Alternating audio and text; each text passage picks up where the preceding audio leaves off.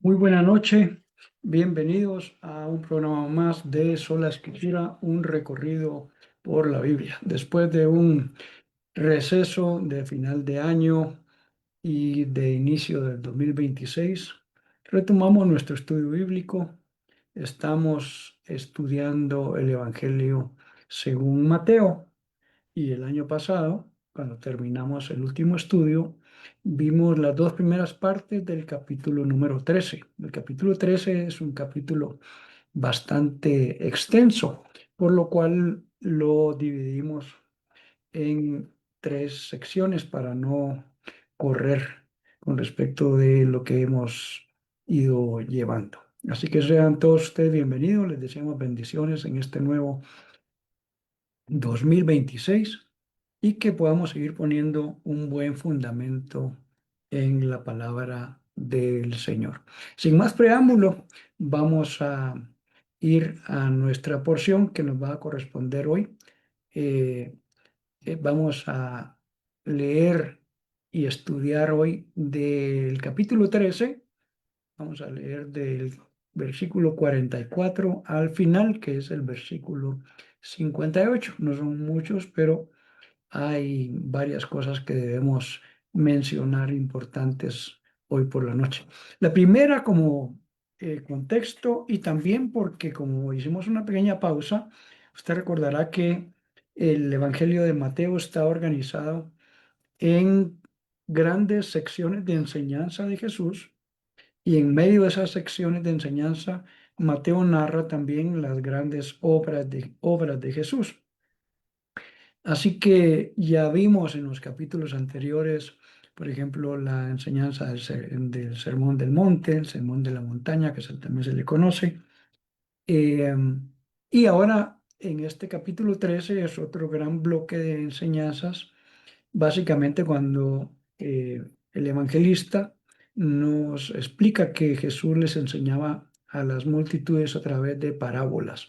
Las parábolas son a comparaciones que una persona hace con respecto de un tema y por eso Jesús dice, por ejemplo, ¿a qué haré semejante el reino de los cielos? ¿O con qué compararé el reino de los cielos? Estas parábolas tienen que ver con las parábolas del reino, porque Él está enseñándoles de esta manera. Estaba profetizado que el Mesías lo haría de esa manera, pero también las parábolas tenían varios propósitos.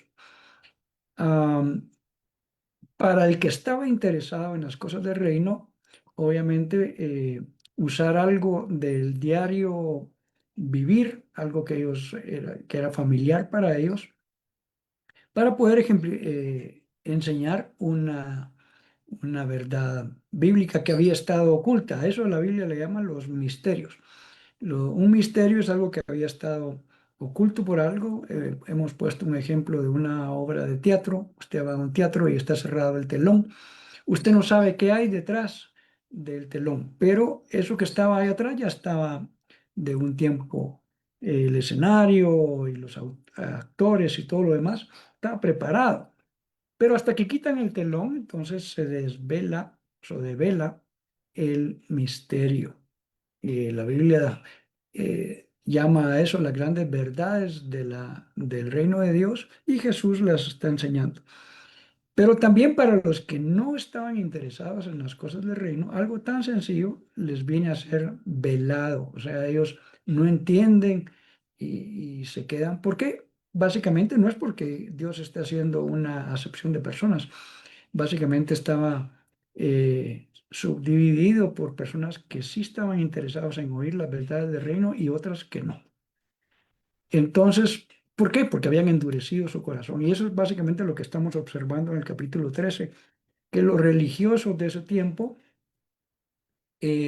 cierran su corazón a las enseñanzas de Jesús y empiezan a criticarlo. Además, empiezan a hacer planes para ver cómo lo mata. En ese contexto, entonces, ya vimos varias de las parábolas que están contenidas en el capítulo 13, algunas de las más conocidas, la del sembrador, la de la cizaña. Ah, y una cosa importante, a los discípulos Jesús les enseñaba en la casa y les explicaba el significado de esas parábolas. Jesús esperaba que ellos entendieran, porque en una de esas parábolas dice que ellos cuando llegaron a casa le dijeron, explícanos la parábola tal, y él les dice, extrañado, ¿ustedes tampoco entienden? O sea, ahí está dejando de decir, yo esperaba que ustedes entendieran para este momento de la vida, yo esperaba que ustedes ya entendieran, pero se toma el tiempo y les explica a los discípulos el significado de las parábolas. Lastimosamente para nosotros, solamente quedó plasmado en la escritura la explicación de tres parábolas. Y aún con esa explicación que Jesús dice, esto es esto, esto simboliza tal, yo he leído y he escuchado a otras personas elucubrar sobre qué pudo haber significado eso. Y dije, pero si Jesús ya dijo que la semilla es la palabra de Dios, el sembrador es tal, eh, creo yo personalmente que mal hacemos en poner otras interpretaciones externas que no fueron necesariamente las que Jesús dijo. Va, imagínense que en las que Jesús sí explicó, a veces solemos construir una gran cantidad de enseñanzas sobre cosas que Jesús probablemente no quiso decir. ¿Qué hacemos entonces con las parábolas que él no explicó? Ah, es un tema complejo porque entonces se puede dar una tendencia o a generalizar algo. Por ejemplo, en la última lección hablábamos de que Jesús compara el reino de Dios con una persona que pone cierta medida de levadura en la masa y ésta crece. Lo que hablamos en este estudio es que eso está hablando de un crecimiento del reino de Dios. Inmediatamente da también la parábola de la semilla de mostaza, que es muy pequeña, pero luego crece. Dijimos que hay algo implícito en esas dos y que van seguidas, pero otros pueden traer otras interpretaciones de otros pasajes de la Biblia y querer meterlas acá en una parábola a veces hace muy compleja la interpretación. Lo cierto es que solamente, lastimosamente para nosotros, como dije, solamente de tres parábolas encontramos la explicación explícita de Jesús respecto de esas, ¿verdad? Ok, entonces, habiendo dicho eso de que estamos hablando y como dije, como hicimos una pequeña pausa, algunos probablemente ya no recuerdan en qué estábamos y estamos en el capítulo 13. Hoy vamos a leer del versículo 44 en adelante. Aquí vamos a hacer varias pausas porque hay tres parábolas seguidas y vamos a leer cada una y hacer algunos comentarios sobre la misma. Las interpretaciones o propuestas que hagamos en este momento no son absolutas, debo decirlo, ¿verdad? O sea, no tenemos la verdad absoluta y solamente algunas cosas que Jesús sí dejó muy claras ahí, vamos a remarcar. O sea, no vamos a establecer una doctrina hoy sobre lo que yo pienso que así es. Sí le voy a comentar qué dicen otros estudiosos sobre lo mismo, ¿verdad? Eh, y entonces vamos a tratar de sacar sabiduría con eso. Muy bien, entonces acompáñame a la lectura, habiendo hecho una introducción un poco larga hoy, vamos a ir a la lectura a partir del versículo, dije, 44. Vamos a ahí, solamente en este versículo hay una parábola completa, luego en el 45 y 46 hay otra, y así nos vamos a ir y nos vamos a tomar el tiempo. Voy a hacer un cambio acá para que les quede a la vista los que no tienen su Biblia ahí. Y ahí estamos, déjeme ver. Sí, así es. Entonces, acompáñame a leer el versículo 44. Dice, además, el reino de los cielos es semejante a un tesoro escondido en un campo, el cual un hombre halla y lo esconde de nuevo, y gozoso por ello va y vende todo lo que tiene y compra aquel campo. Vamos a ponerlo en versión aquí paralela, como siempre hacemos para ver otras traducciones. Esta es una parábola completa, corta, pero en sí misma es una parábola. Jesús está comparando con diferentes cosas el reino de los cielos. Bueno, comparemos aquí con otras traducciones. Y ahora la tercera columna voy a leer la versión NBI. El reino de los cielos es como un tesoro escondido en un campo. Paremos un momento acá. Era eh, en ese tiempo que no habían bancos y habían otras entidades que pueden resguardar nuestros valores. La gente buscaba cómo esconder y guardar ciertas cosas de valor en ese tiempo. Y una de las cosas comunes era esconderlas en un campo, obviamente no en cualquier lugar que después ya ni siquiera uno lo encontrara, sino uno decía, bueno, allá abajo donde está aquel gran árbol de tal, ahí voy a abrir un agujero y lo metían en vasijas o en otro tipo de recipientes y lo escondían ahí y luego trataban de que no se notara que ahí habían escarbado algo. O sea que el dueño de eso sí normalmente conocía dónde estaba lo que había guardado. En otras partes de la escritura eh, también se muestra este tipo de práctica. Entonces, dice que había un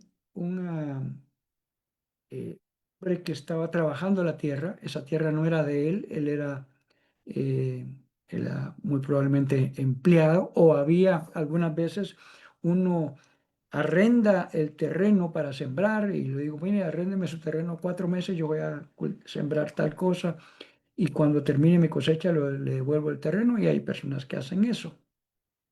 No sabemos si este era simplemente un labrador que estaba trabajando ahí o él había arrendado ese terreno para trabajar. Lo cierto es que cuando estaba trabajando, dice que descubrió ese tesoro que estaba ahí. Él no estaba buscando tesoros, eso sí era importante, ¿verdad?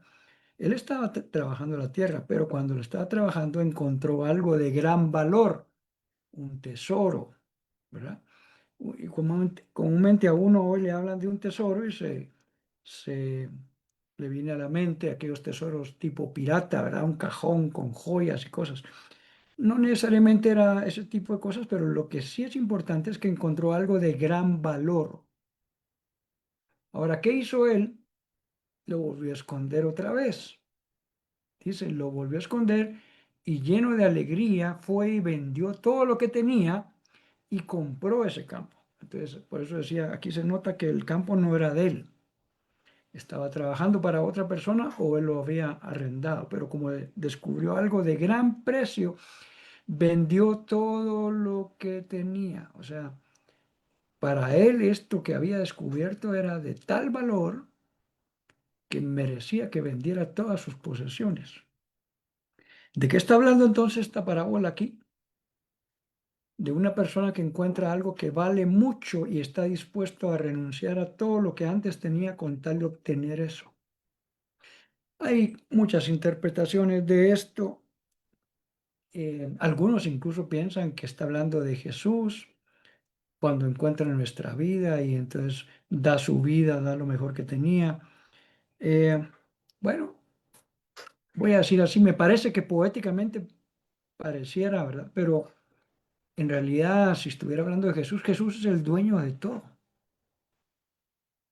Es el dueño, es el creador del universo y él es el dueño. El diablo no es el dueño.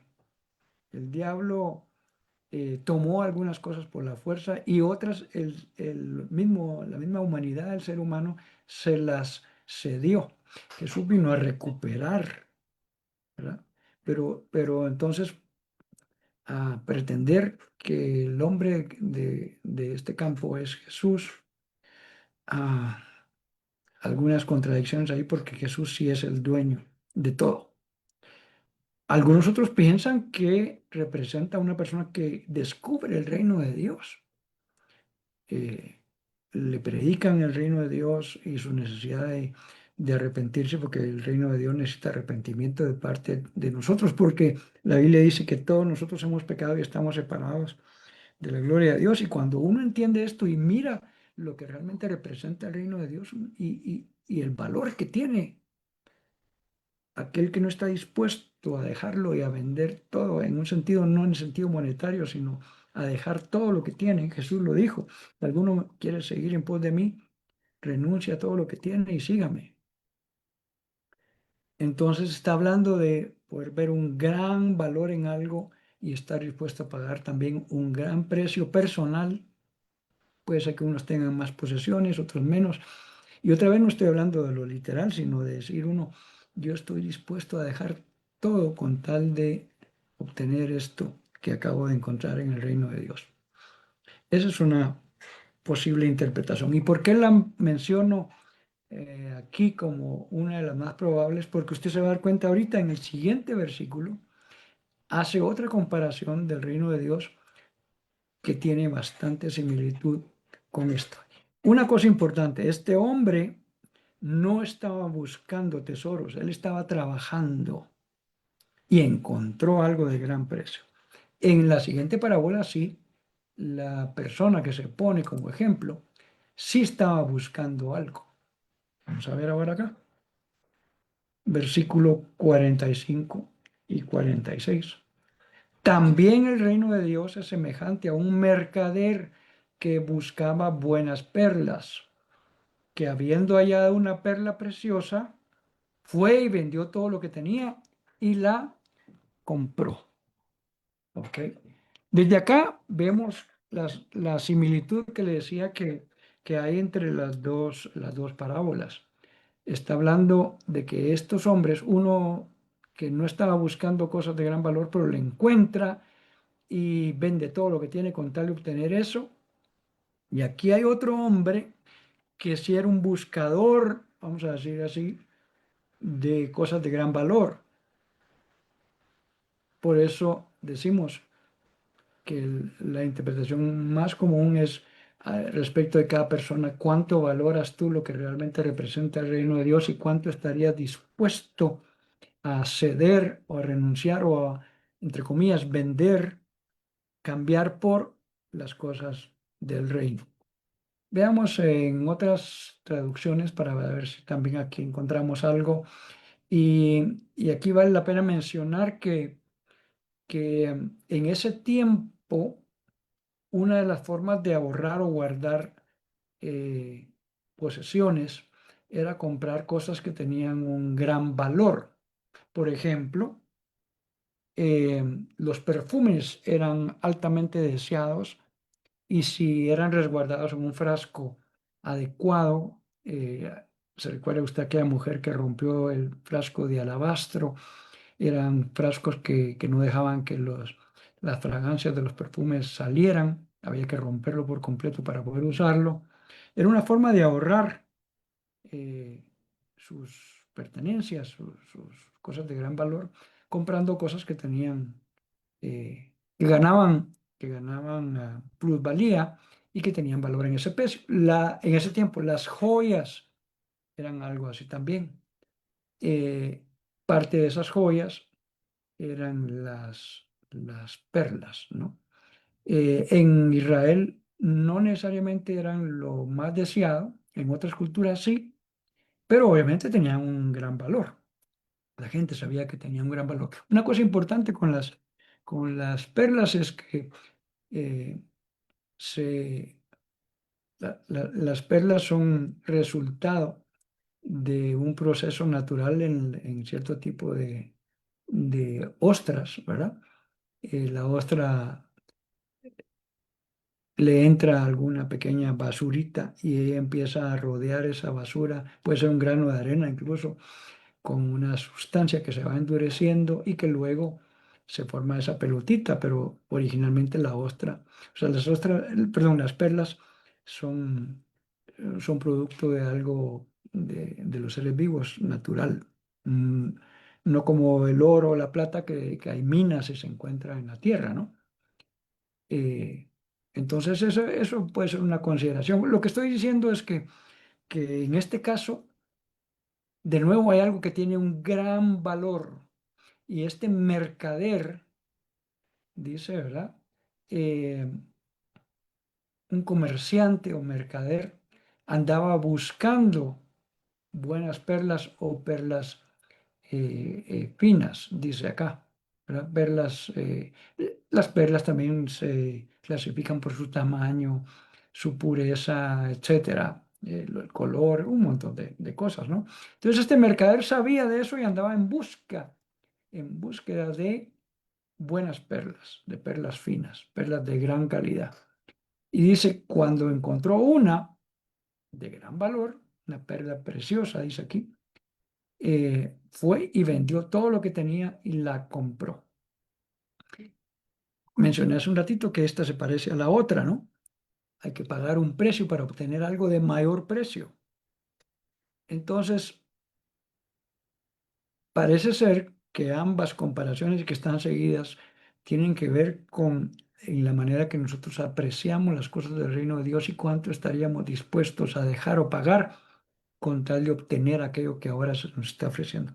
La gran diferencia, como dije con el anterior, es que el otro no estaba buscando, pongámoslo ahora figurativamente, era un hombre que no estaba buscando las cosas del reino. De repente se encuentra con eso y dice, wow, esto es, y renuncia a cosas de gran valor para obtener las cosas del reino.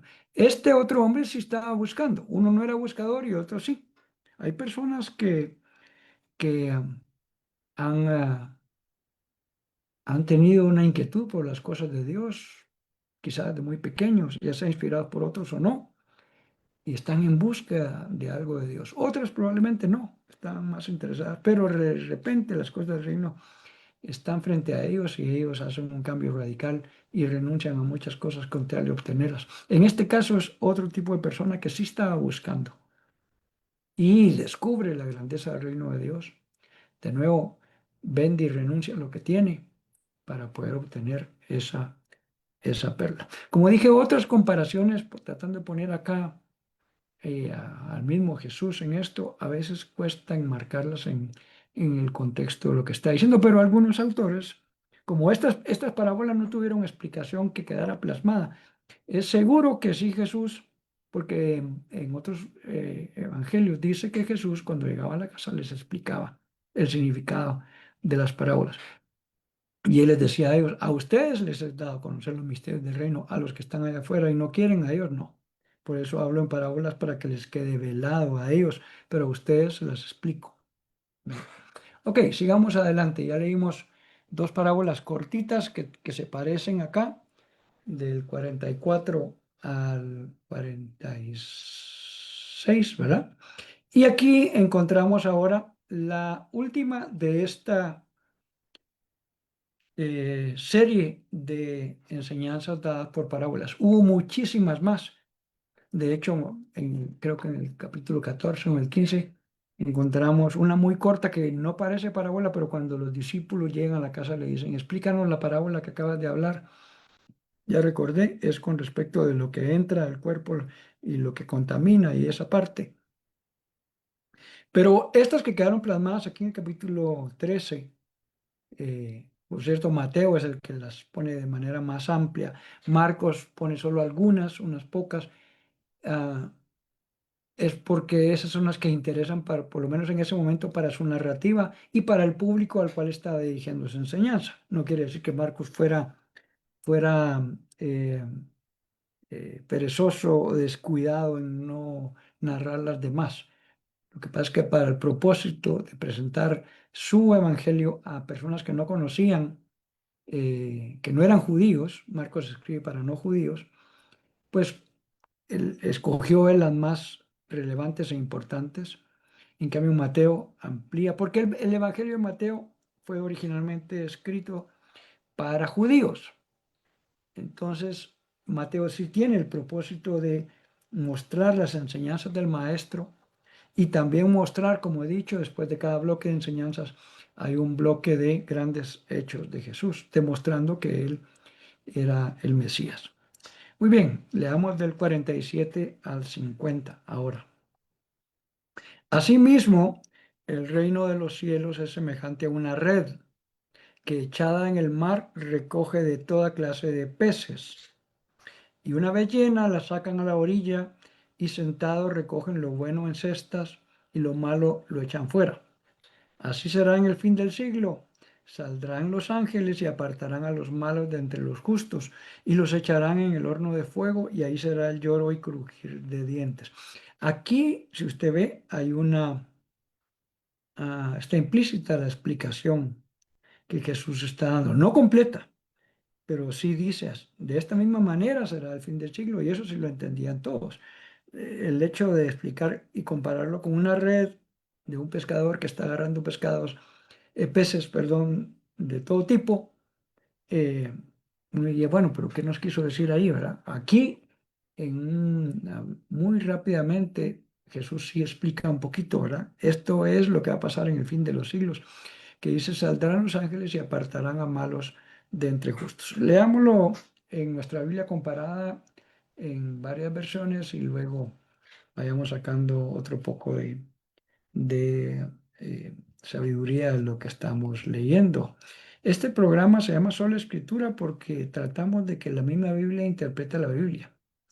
O sea, si para interpretaciones personales o doctrinales o eh, denominacionales, pues habrá muchas, pero tratamos de ser lo más imparciales posibles y dejar que la misma Biblia interprete a la Biblia. 47.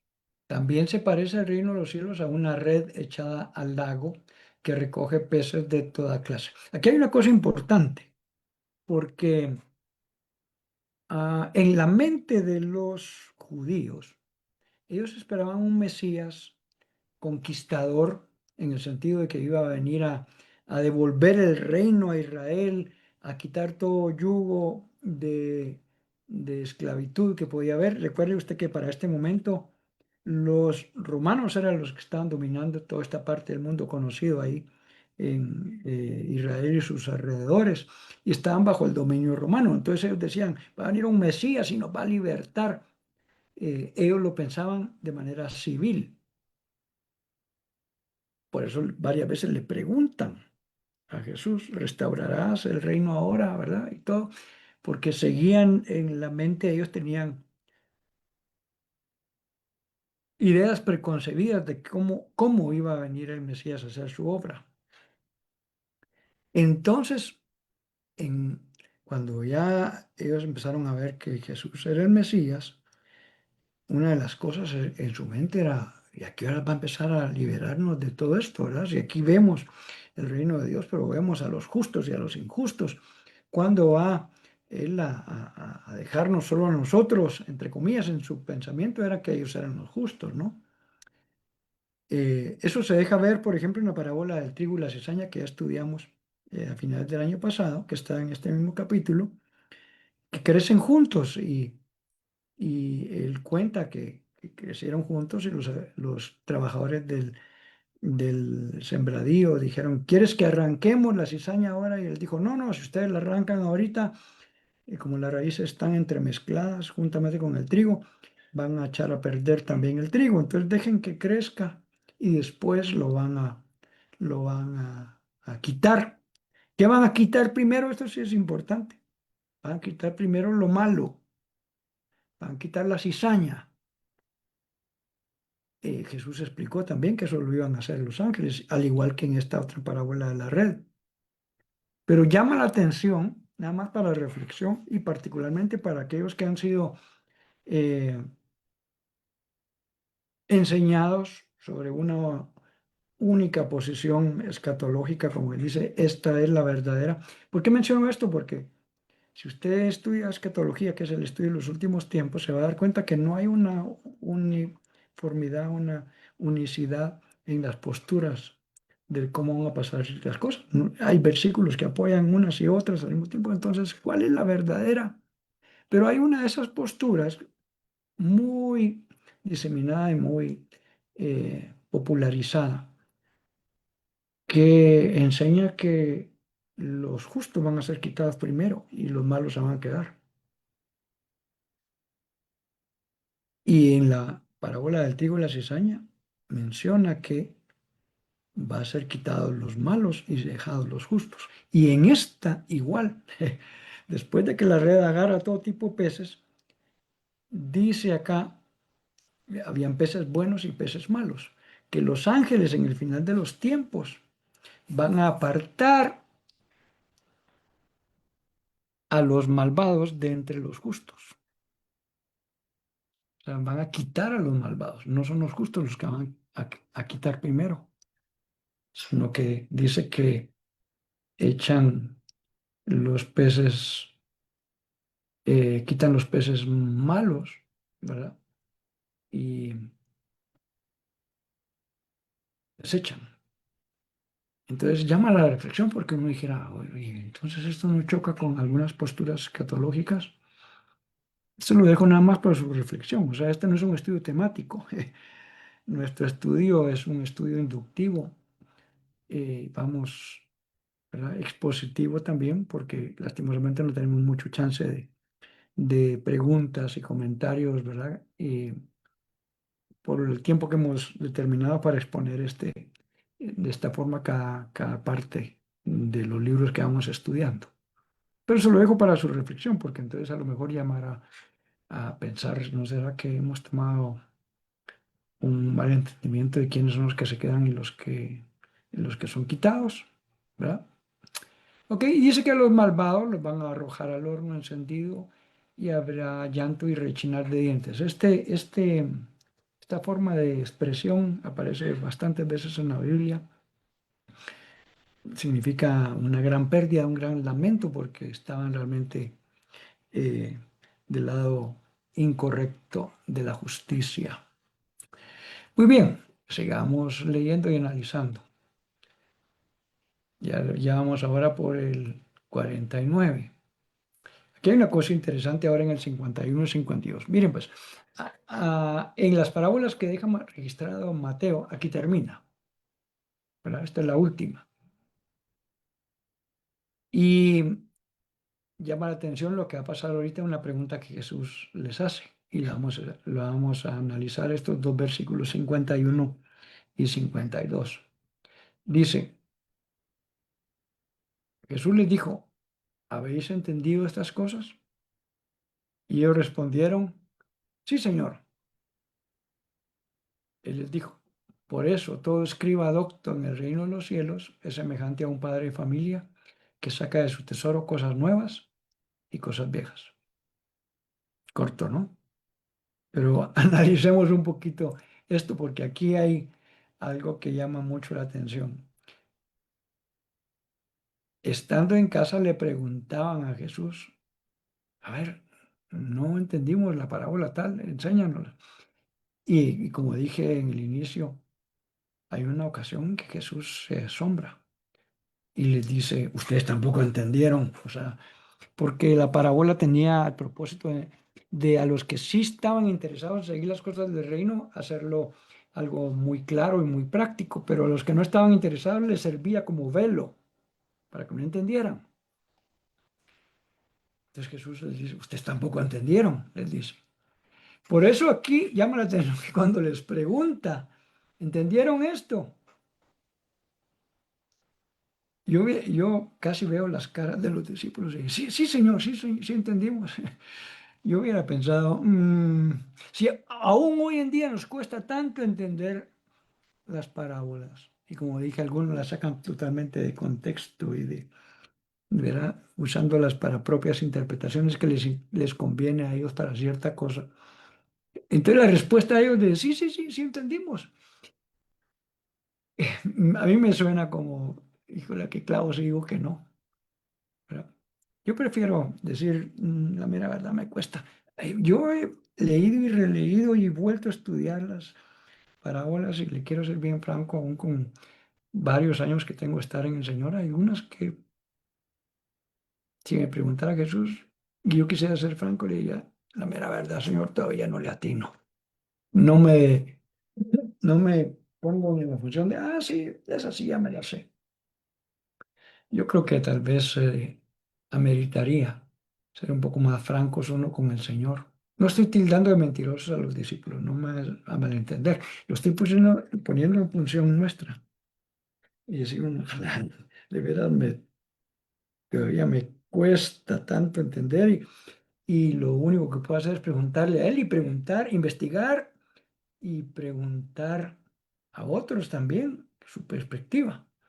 A mí me pasa, eh, ahora más en este último tiempo, tengo algunos amigos que trabajan junto con sociedades bíblicas en la traducción de la Biblia. Y yo digo, bueno, ellos saben muchísimo más. O sea, yo me declaro casi eh, un principiante en algunos análisis de los lenguajes bíblicos. No tengo todavía suficiente estudio en eso. Entonces digo, yo mejor me apoyo en personas que sí son expertos en esto y les pregunto a veces, mira, fíjate que encontré esto aquí, acá acabo de hacer una consulta a un amigo que trabaja en sociedades bíblicas aquí en Guatemala, porque le digo, ¿por qué Reina Valera no menciona esta porción y otras traducciones sí? ¿Será que es por los escritos originales? ¿Hay algún un cambio ahí en algunos o a qué se debe el punto, ¿verdad? Y prefiero declararme todavía ignorante, pero interesado en aprender, que con lo poco que voy entendiendo, llevármelas de que sí me las sé.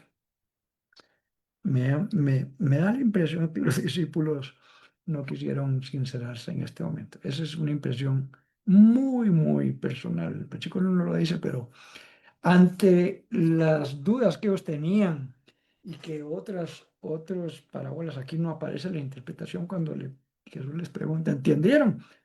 Ellos así como, sí. A mí me llama un poco la atención e incluso me provoca hasta un poco de risa, ¿verdad? Él les dice entonces, miren, esto es como un maestro de la ley, dice aquí en la NBI, que ha sido instruido acerca del reino de los cielos y es como el dueño de una casa de la cual, de lo que él tiene guardado, saca tesoros nuevos y tesoros viejos. No necesariamente todo lo que vamos, hay mucha gente que se impresiona por lo nuevo, ¿dónde está lo novedoso? La Biblia dice que no hay nada nuevo bajo el sol. Claro, revelación nueva para nosotros, no necesariamente que le añadamos a lo que la Biblia dice. Hasta eso muchos le llaman, en lugar de revelación, le llaman iluminación, porque ya el texto está cerrado, ya no le podemos añadir. Lo que podemos ir tratando de entender otra vez es estos misterios, que se nos corra el velo y decir, ¡hala! ¿Cómo es posible que esto no? Tantas veces que lo he leído y hasta ahora lo voy empezando a entender. Pero mucha gente se va simplemente tras lo novedoso. Y aquí Jesús dice, un buen maestro, dice, por cierto, acá, un padre de familia que saca de su tesoro cosas nuevas y cosas viejas. Mm, Viejo también tiene su lugar, porque es lo estable y lo que ha permanecido por tiempo, ¿verdad? Pero también lo nuevo, añadido juntamente con lo viejo, va siendo algo eh, deseable, algo deleitoso. Así que no nos vayamos con la finta, como decían algunos, solamente por lo nuevo. Eh, un buen maestro de la ley, un buen escriba, decía ya, y eran los que enseñaban la ley, es como esa persona que saca del tesoro cosas nuevas y viejas. El arte está en saberla mezclar adecuadamente lo nuevo con lo viejo. Hay gente que se quedó también solo con lo antiguo.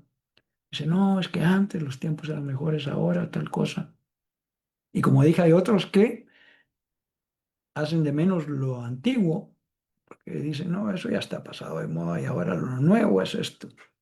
Eso nos deja ver aquí que deberíamos tener un buen balance en estas cosas. Vamos a seguir leyendo.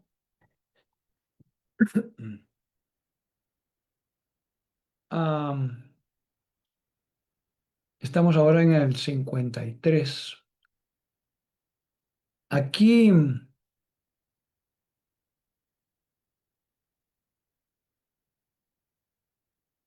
leamos toda esta porción. Pensé que podía subdividirla, pero no, en realidad no. Vamos a... Lo que pasa es que termina las parábolas y luego pasa algo que nos narra que es sumamente interesante. Aconteció que cuando terminó Jesús estas parábolas, se fue de ahí y venido a su tierra, les enseñaba en la sinagoga de ellos, de tal manera que se maravillaban y decían, ¿de dónde tiene esta sabiduría y estos milagros? ¿No es este el hijo del carpintero? ¿No se llama su madre María y sus hermanos Jacobo, José, Simón y Judas? ¿No están todas sus hermanas con nosotros? ¿De dónde pues tiene todas estas cosas? Se escandalizaban de él, pero Jesús les dijo, no hay profeta sin honra, sino en su propia tierra y en su propia casa, o en su casa, más bien dice acá. Y no hizo allí muchos milagros a causa de la incredulidad de ellos. Si usted ve acá arriba, en el título, recuerde que los títulos no estaban en los documentos originales. Los documentos originales, los manuscritos, tampoco tenían números de capítulo y versículo. Eso fue añadido mucho tiempo después. Y los títulos también fueron añadidos para ayudarnos a encontrar ciertas porciones. Pero aquí, aunque no dice para a dónde llegó, ya nos deja aquí en este título Jesús en Nazaret. Analicemos el pasaje en la Biblia en paralelo y vamos a ver cosas interesantes en esto. Y vamos a ver por qué aquí nos dice que él estaba en Nazaret. El texto que leímos no lo dice de manera explícita, no aparece esa palabra Nazaret, solo dice que se fue a su propio pueblo. 53 en adelante, dijimos, ¿verdad? Leo ahora de nuevo la tercera columna, esa manera de contraste, ¿no? Ah, por eso le quería contar que en mi lectura devocional de este año, eh, me he tratado de esforzar en los últimos años de, por lo menos, leer, escucha esto, y no me estoy jactando con eso, solamente es un reto personal y que quiero invitarlo a que usted también haga ciertos proyectos de lectura bíblica formal para usted, ¿verdad? No, no es invitándome a mí o invitando a otros, pero yo he propuesto para mí leer eh, la Biblia completa una vez al año, por lo menos. Eso es, en los últimos años he leído un poco más que eso, una vez al año.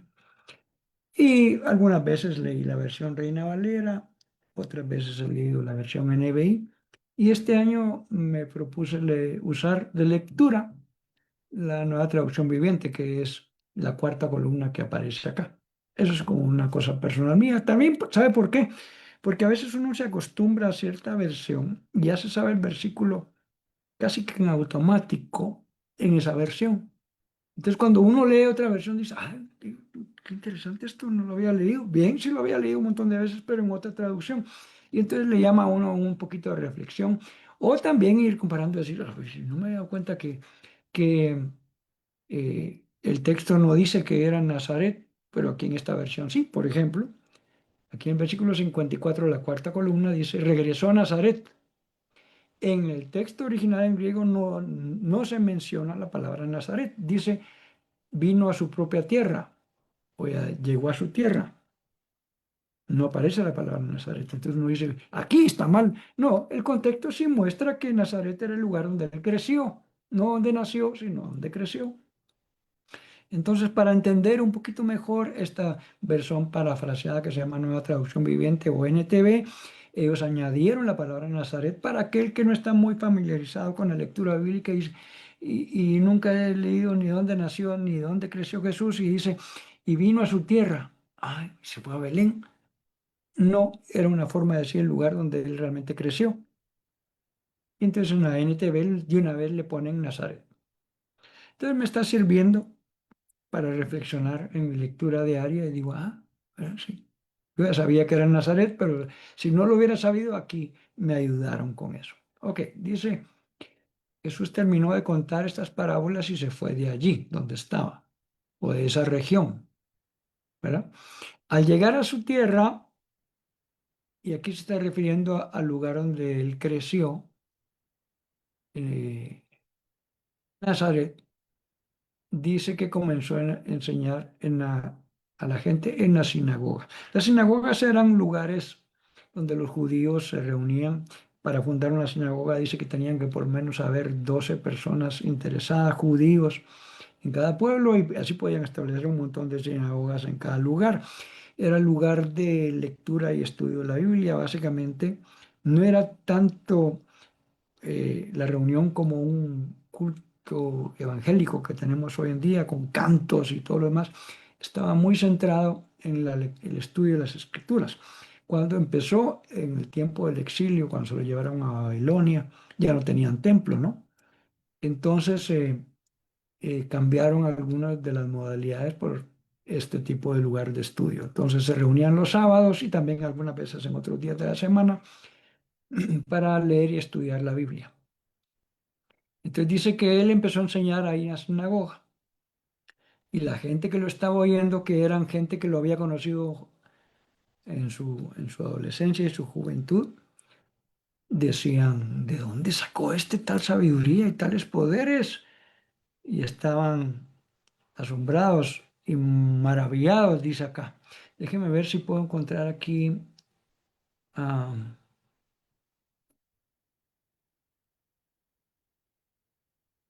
sí, la palabra en este caso sí es de asombro, ¿verdad? Eh, por algo que se está observando. Entonces ellos estaban maravillados. ¿De dónde sale este tan sabio y puede hacer estos milagros? Ya había llegado la fama de Jesús a ese lugar, ¿verdad? Y obviamente, pero ellos lo habían conocido de pequeño. Y entonces empiezan a decir, ¿no es acaso el hijo del carpintero? En otra, en otros evangelios dicen, ¿no es María, el hijo de María? Y, y dice, ay, por cierto, la palabra carpintero acá, no sé si usted se da cuenta que aquí en la segunda columna dice constructor. La palabra carpintero aquí eh, tiene que ver no solo con alguien que trabaja la madera, para nosotros es alguien que se dedica a trabajar la madera, ¿verdad? Pero la palabra que usan ahí no solamente era alguien que trabajaba la madera, sino que en realidad construía particularmente casas. Usaba madera y usaba otros elementos, pero no era alguien que trabajara exclusivamente eh, madera.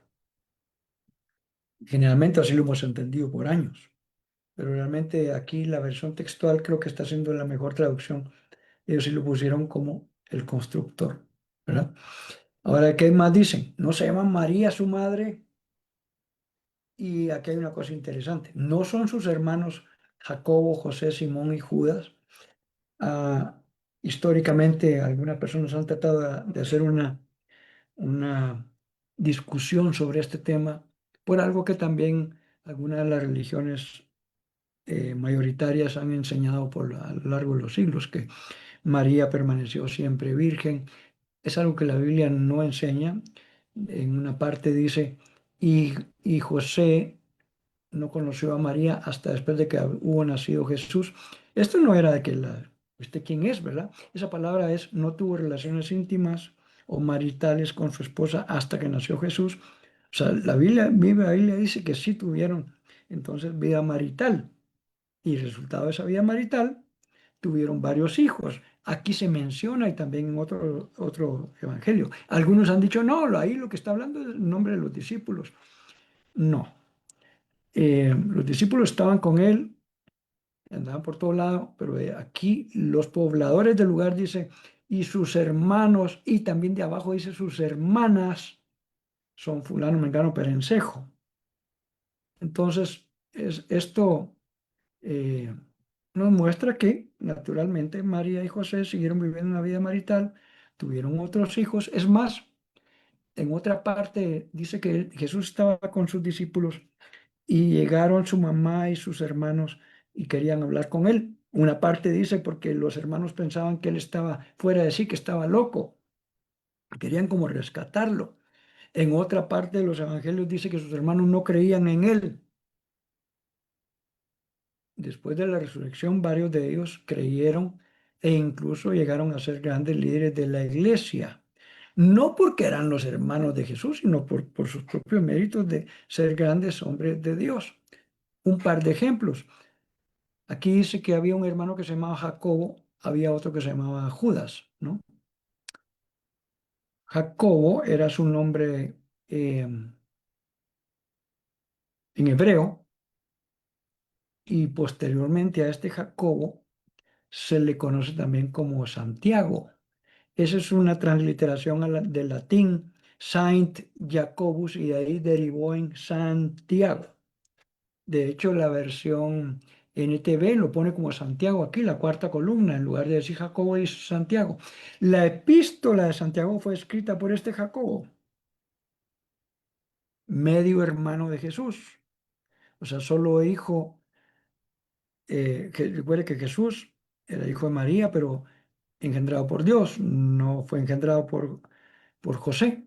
Este, entonces, sí, sí era medio hermano de Jesús. Él escribió la epístola esa conocida como Santiago. Debería decir Jacob. De hecho, en la introducción dice Jacob, y entonces uno dice, pero ¿y por qué le cambiaron el nombre, verdad? Pero ya no nos ha alcanzado los tiempos y ahora se conoce como la epístola de Santiago. Fue escrita por este Jacob. Y la epístola de Judas también es escrita por este Judas. No es ninguno de los dos Judas que había seguidores de Jesús. Uno fue Iscariote, el que se ahorcó, y el otro había, el Judas, el celote, era un revolucionario. No fue ninguno de ellos dos los que escribió la epístola de Judas, fue este medio hermano de Jesús también. Vale la pena mencionarlo acá, porque, como dije, tradicionalmente se ha querido hacer entenderle de que no, de que María permaneció virgen. La Biblia no enseña eso. Fue una gran mujer, fue tan gran mujer increíble que fue la escogida de Dios para poder albergar en su vientre eh, a quien vendría a salvar al mundo. Ella era de veras tan increíble en su carácter y en su madurez que dice que cuando el ángel le dijo que tenía en su vientre a que habría de salvar el mundo y lo demás. Dice, y María guardaba estas cosas en su corazón. No vino y lo publicó en su Facebook y lo demás, sino que las guardaba porque era una mujer increíblemente humilde y por eso Dios la escogió. No estoy hablando de que no era una increíble persona para que Dios le confiara este privilegio. Pero de eso a que nos quedemos con una tradición no fundada en la Biblia, eso es una gran diferencia. El versículo 56 dice, y no están con nosotros también sus hermanas, o sea que la familia creció, ¿verdad? Entonces, ¿de dónde sacó él estas cosas? Ellos están maravillados y asombrados. No podían creer, estaban incrédulos y se escandalizaban a causa de él. Dice en la versión, no podían aceptarlo, dice en esta palabra de Dios para todos, que es una paráfrasis. Eh, la NTV dice se sentían profundamente ofendidos. Déjenme ver una cosa, acá sí están en la versión en inglés también, en la King James. Si usted lo lee en la última, tiene unos números también, pero ignora los números y sí, ellos se sentían ofendidos por él. La palabra que usa acá en el griego sí es escandalizo, de donde viene la palabra escandalizarse, pues, de algo, pero también significa algo que causa una ofensa y que, eh, déjeme ver, sí, hacer una ofensa. Por eso se ha traducido aquí también, se sentían profundamente ofendidos. Entonces Jesús tuvo que hablar con ellos. En otro de los pasajes paralelos que están en Marcos y en Lucas, amplía un poco esta parte. Otro par de detalles, hoy no lo vamos a leer intencionalmente, nos vamos a quedar solamente con lo que dice acá. Pero Jesús les dice, sí, un profeta recibe honra en todas partes, menos en su propia tierra. Eso estaba incluso profetizado en el Antiguo Testamento. Se ha tomado de un pasaje del Antiguo Testamento, ¿verdad? Pero Jesús está diciendo, bien, está pasando justamente lo que dice ahí. Los profetas son honrados en otros lados, menos en su propia casa o su misma familia, dice acá la NTV. Tierra, dice acá, déjeme ver una cosa. Sí, ajá. Quiero leerle acá lo que dice, en inglés dice house, ¿verdad? Casa. Pero dice propiamente una residencia. Creo que a ustedes no les aparece esto que un recuadro que me aparece acá en la computadora, explicación de la palabra griega 3614 según Strongs, ¿verdad? La palabra es oikia, de donde viene oikos, que significa casa, ¿verdad? Y la palabra ecología viene de ahí, oikología, el estudio de la casa o el estudio del ambiente, ¿no? Dice propiamente en una residencia, eh,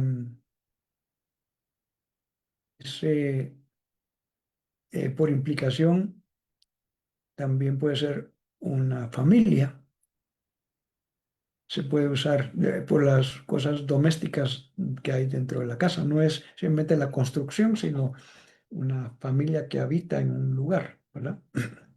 Lugar, diríamos hoy en día. ¿Qué diferencia entre un hogar y una casa? Una casa es la construcción. El hogar lo hacen las personas que habitan esa construcción y la construyen en un lugar para la familia. Entonces Jesús le dice, ustedes no creen en mí, ¿verdad? Tal vez porque por la familiaridad. Algunos han dicho que la familiaridad lleva al menosprecio. Ah, pero si ese es de verdad. Y no, nosotros lo conocemos de chiquito, pues. ¿De dónde salió tan sabio y puede hacer estos milagros? Es un menosprecio y un desprecio también, ¿verdad? Y esto trajo una consecuencia gravísima. Dice en el versículo 58, esto es el corolario de este tema del rechazo de Jesús en su propio lugar donde había crecido. Y esto es grave y nosotros deberíamos analizarlo si en nuestra vida puede estar pasando algo similar. Y por la incredulidad de ellos no hizo allí muchos milagros. Dice otro de los narrativas, creo que es Marcos, y si no estoy mal, es Marcos 6, creo, que dice, a no ser un par de sanidades que hizo ahí. O sea, la incredulidad limita la acción de Dios. No es que limite el poder de Dios, Dios no cambia, pero el que Dios pueda hacer ciertas cosas en cierto lugar y en cierto momento, sí puede tener como estorbo la incredulidad de las personas, nuestra propia incredulidad. Y a veces uno debería decir, ¿no será que a veces yo no miro el poder de Dios obrando en mi vida?